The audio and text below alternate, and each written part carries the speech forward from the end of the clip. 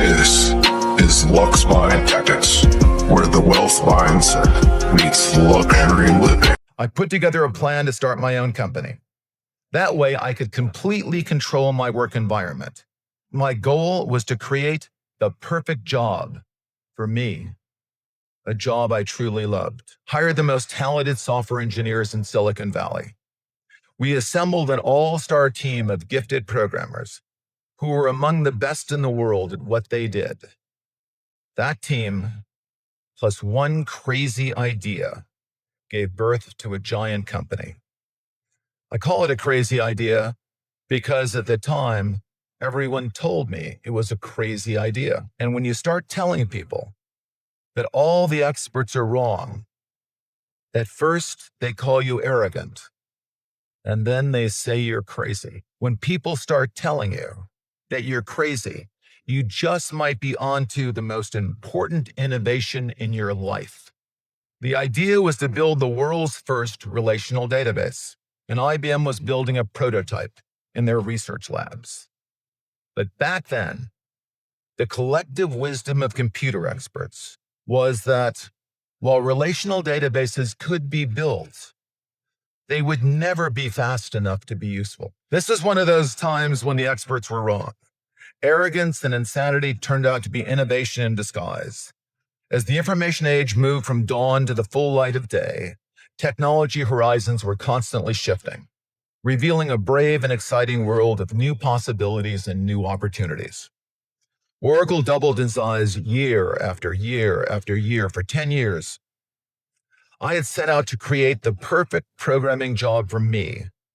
Instead, I created a job where I had to stop programming altogether. I attempted to create an environment that I could completely control.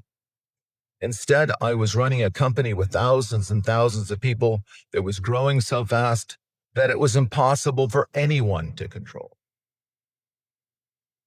The greatest pleasure I've had is trying to do something that everybody says could not be done.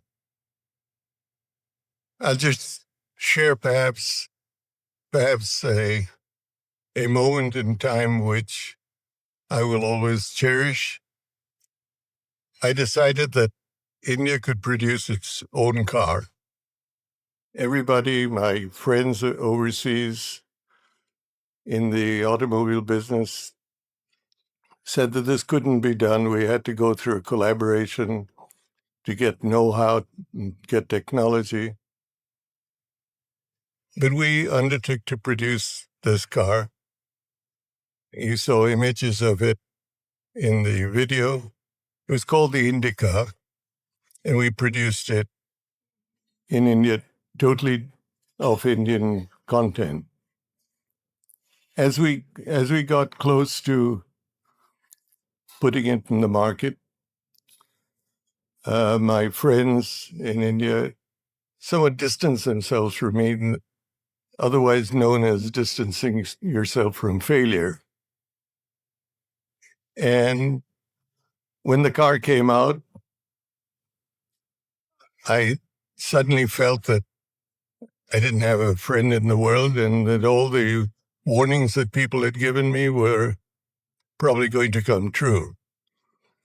But the car did come out. It did earn a 20% market share, and we showed that we could do something. Throughout the time I've been involved in business, there hasn't been anything that has equaled the excitement, the reward, and the exhilaration that the car industry has provided and can provide. It gives, as has been said earlier, an opportunity to test new technologies, new building methods, but above all, it has helped in the transformation of the Indian economy to a mobile economy. What you really could do with more skills, it's just remarkable. So I would like to just tell you a couple of short stories, and we'll draw maybe a couple of lessons from them. I would like to tell you of two women that each sold a business to Berkshire Hathaway to me, actually, for many, many, many millions of dollars. Both of them started with $2,500. By a coincidence, it was the exact same amount. It was everything they had in the world. And one of them was a woman who landed in Seattle in 1917, couldn't speak a word of English. One further fact about her, she could not read or write. And she went into a furniture business, and she didn't bring anything in unique in furniture, but she brought a determination to succeed. She knew she could outwork anyone else. She knew she cared about her customers. She worked at very low gross margins, but she built this incredible business. And I saw one other woman who did a similar thing with $2,500. I paid her hundreds of millions of dollars for her business.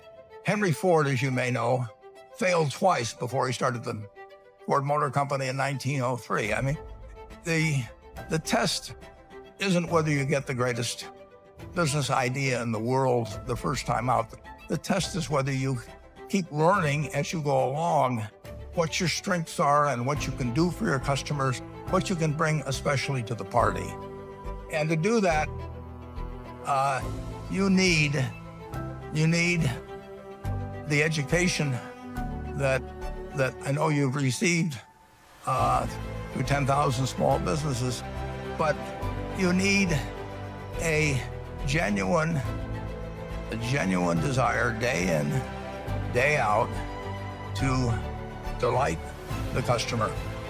I've never seen a business, and I've seen a lot of businesses, but I've never seen one that delights the customer that doesn't succeed. I mean, what you want is that customer the next day when they think, do I want to rent a car or do I want to buy some furniture? What goes through their mind? You know, it's the place where they've had a great experience. Well, I love my work. The work of the foundation is super interesting. I get to meet with the scientists. I get to go out in the field. I do think your habits are sort of set in your 20s and 30s. And by my standards of the 20s, well, you know, I didn't believe in weekends back then, not to mention vacations. So I'm, you know, fairly lazy compared to myself in my 20s, where I was a true fanatic. You know, all I believed in was working on software night and day. And for my 20s, that was perfect. I didn't have a wife or family at all. And my role was very hands-on role. You know, I'm very lucky that my foundation work, the part-time work I do for Microsoft, I see that extending, you know, for decades into the future. And having an understanding of innovation, you know, I think shaping innovation in many of these areas, there is a unique role that I can help play. I always tell them, we don't do marketing because marketing is against what a company like us should do. Because marketing, what is marketing? Marketing is to analyze what the customer wants and then try to follow what the customer is looking for and test what you create following these trends and try to do it. We do completely differently. We create new products and sometimes it fails, but when it's successful, the customers follow. So the marketing is not for us part of the product creation. So marketing is after. So marketing is when we have these products, how with these products, which people want, maximize the desire. Because our business, you asked a question about luxury. Luxury, for me, is how can you create desire? The most important word in our business is desire. How to create desire.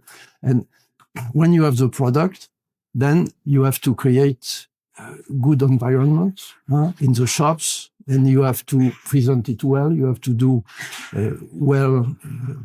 good films if it's a perfume, good advertisement either in the magazine or in the internet if it's a product. You know? So that's the way I see and we see in my group the